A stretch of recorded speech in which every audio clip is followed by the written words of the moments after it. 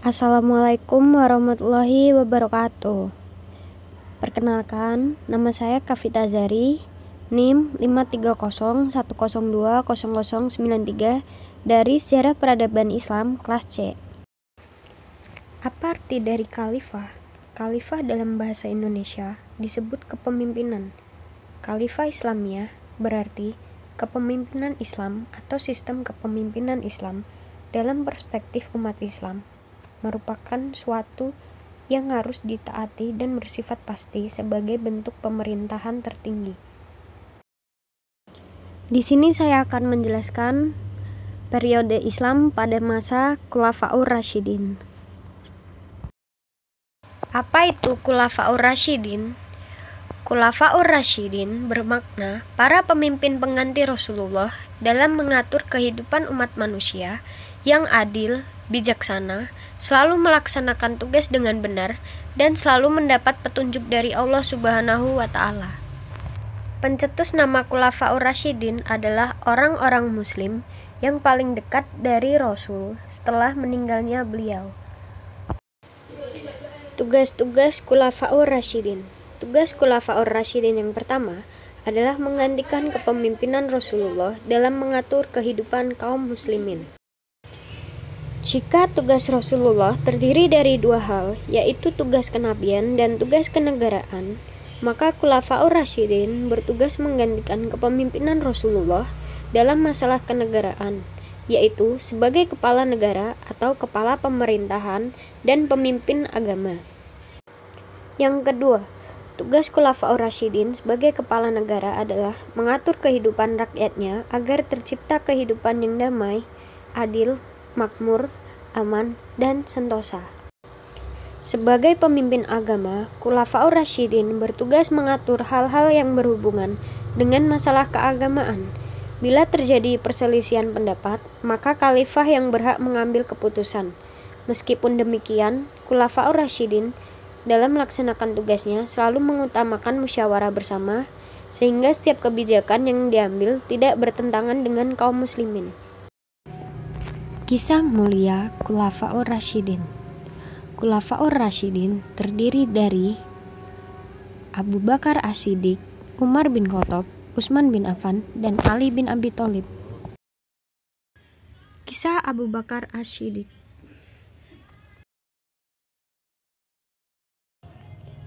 Abu Bakar As-Siddiq bernama Abdullah ibnu Abi Quhaifah At-Amini. Abu Bakar As-Siddiq lahir di Mekah, Arab Saudi pada tanggal 27 Oktober tahun 573 Masehi. Julukannya Abu Bakar atau Bapak Pemagi karena dari pagi-pagi betul dia memeluk agama Islam. Gelarnya As-Siddiq karena ia selalu membenarkan Nabi dalam berbagai peristiwa, terutama peristiwa Isra Mi'raj. Abu Bakar As-Siddiq wafat di Madinah, Arab Saudi pada tanggal 23 Agustus tahun 634 Masehi. Abu Bakar As-Siddiq memangku jabatan khalifah berdasarkan pilihan yang berlangsung secara demokratis dalam pertemuan di Saqifah Bani Sa'dah. Tata cara tersebut sesuai dengan sistem perundingan yang dipergunakan pada zaman modern sekarang ini. Setelah Nabi Muhammad SAW wafat, umat Islam yaitu Muhajirin dan Ansor mendaulat Abu Bakar As-Siddiq sebagai pengganti Rasulullah.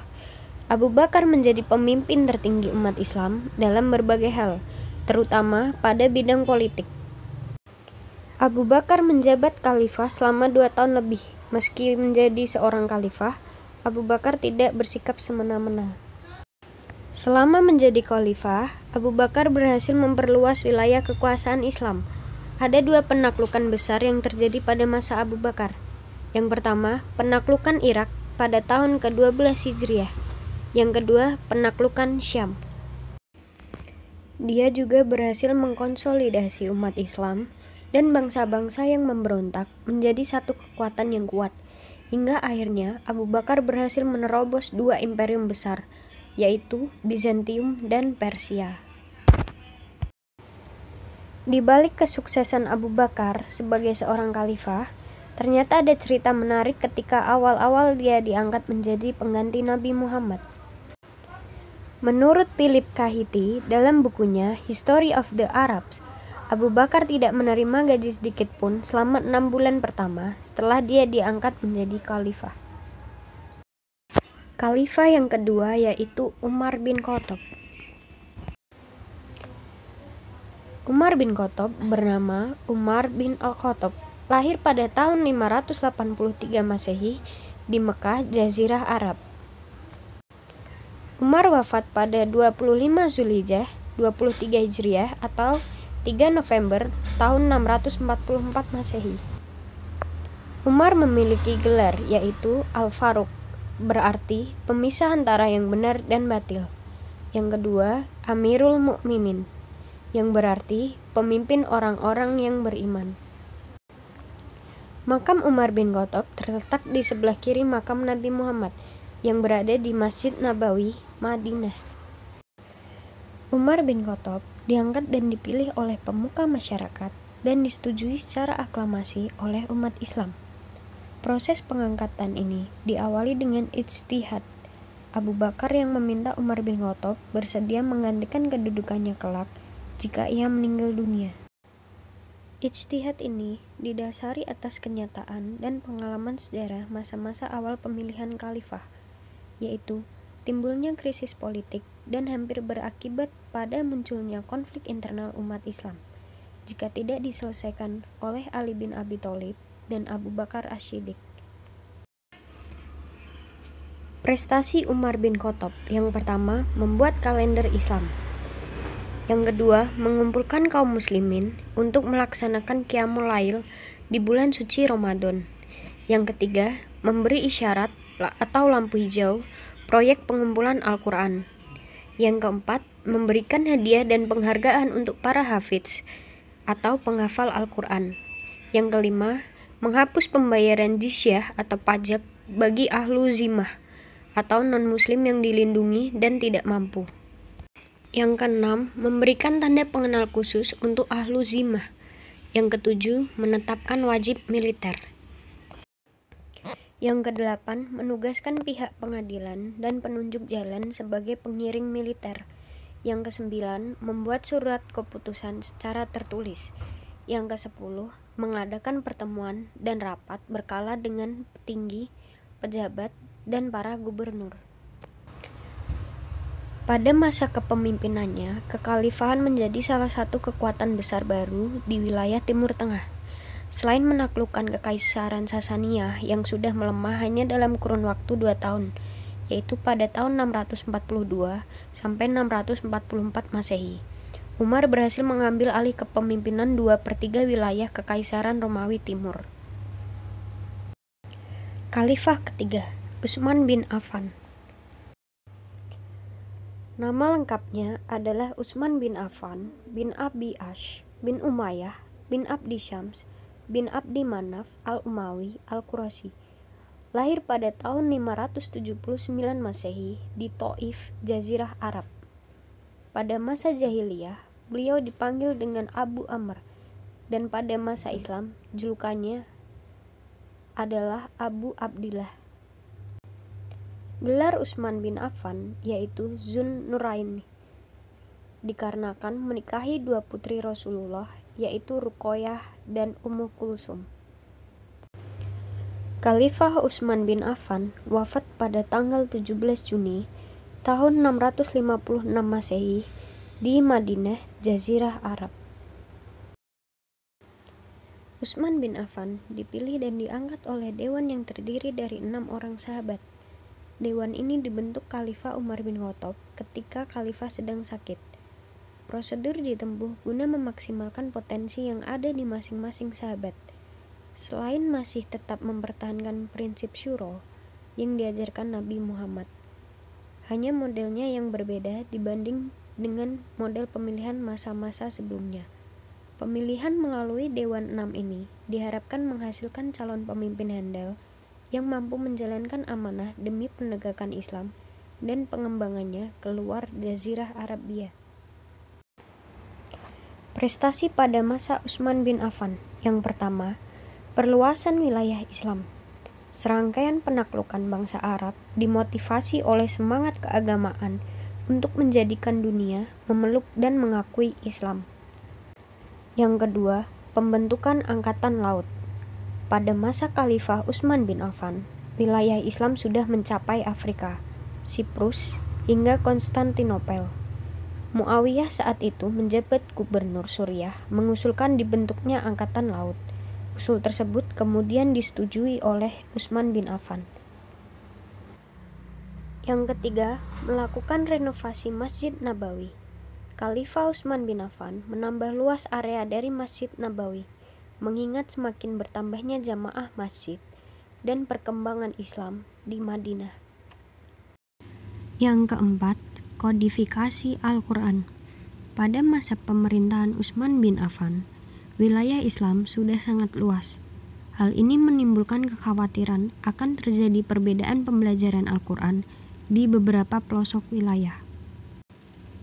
Salah seorang sahabat bernama Hudzaifah bin Yaman melihat perselisihan antara tentara Islam ketika menaklukkan Armenia dan Azerbaijan. Perselisihan tersebut akhirnya dilaporkan oleh Hudzaifah bin Yaman kepada Khalifah Utsman bin Affan. Selanjutnya, Khalifah membentuk panitia penyusunan Al-Quran yang diketuai oleh Zaid bin Sabit. Khalifah yang terakhir yaitu Ali bin Abi Thalib. Khalifah yang terakhir bernama Ali bin Abi Thalib. Ali bin Abi Thalib lahir pada tanggal 15 September tahun 601 Masehi di Mekah, Jazirah Arab. Wafat pada tanggal 29 Januari tahun 661 Masehi di Kufah, Mesopotamia.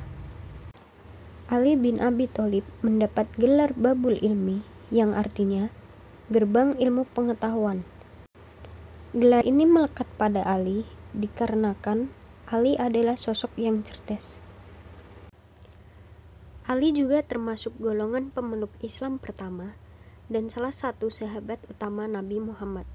Silsilah, Ali adalah sepupu dari Nabi Muhammad. Pernikahan Ali dengan Fatimah Az-Zahra juga menjadikannya sebagai menantu Nabi Muhammad. Ali bin Abi Thalib diangkat oleh jamaah umat Islam dan sebagian besar adalah para pemberontak. Dalam situasi itu, harus ada tindakan nyata untuk mengatasi krisis kepemimpinan. Akan tetapi, tidak ada seorang pun ketika itu yang mau diangkat menjadi khalifah, selagi Ali bin Abi Thalib masih hidup.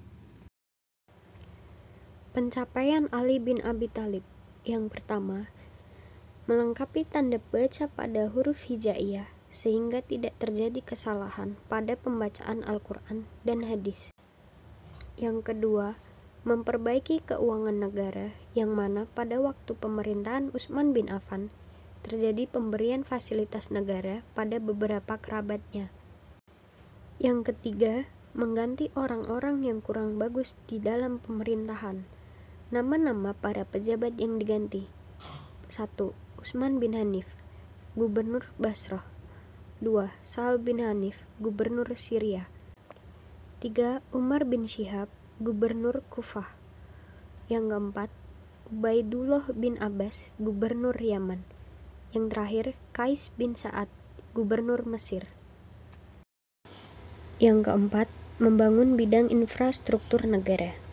Pada masa Ali bin Abi Thalib, ia juga memperhatikan bidang pembangunan. Ali membangun kota Kufah yang berkembang sebagai pusat ilmu tafsir, ilmu nahwu, dan hadis. Yang kelima, mengembangkan ilmu bahasa dan sastra. Ali bin Abi Thalib memerintahkan Abu Aswad ad-Duali untuk mengembangkan ilmu nahwu. Secara umum mereka dapat berhasil dalam memimpin negara berprinsip pada beberapa hal, yaitu 1. Mereka adalah pribadi ulama yang umara dan umara yang ulama. Artinya, kepribadian dan sifat ulama yang ada pada para pemimpin bangsa dan kepribadian pemimpin yang ada pada seorang ulama. Abu Bakar adalah pemimpin sekaligus ulamanya kaum muslimin. Jauh hari sebelum menjadi khalifah, ia dikenal sebagai ulama yang negarawan. Begitu juga Umar bin Khattab, Utsman bin Affan, dan Ali bin Abi Thalib. Tidak mengherankan jika mereka menjadi khalifah juga sekaligus menjadi imam masjid dan gurunya kaum muslimin dalam urusan agama dan dunia. Yang kedua, kekuasaan adalah sarana pemberi hidayah. Para khalifah tersebut tidak menjadikan kekuasaannya untuk kepentingan dirinya dan keluarganya atau kelompoknya.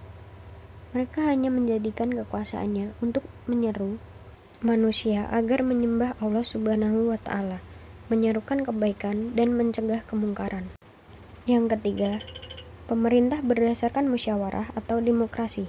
Keempat khalifah dalam memutuskan perkara berkaitan dengan pengaturan pemerintahan dan undang-undang berdasarkan prinsip musyawarah dengan para cendekiawan dan para ulama. 4. Tegaknya keadilan bagi seluruh manusia.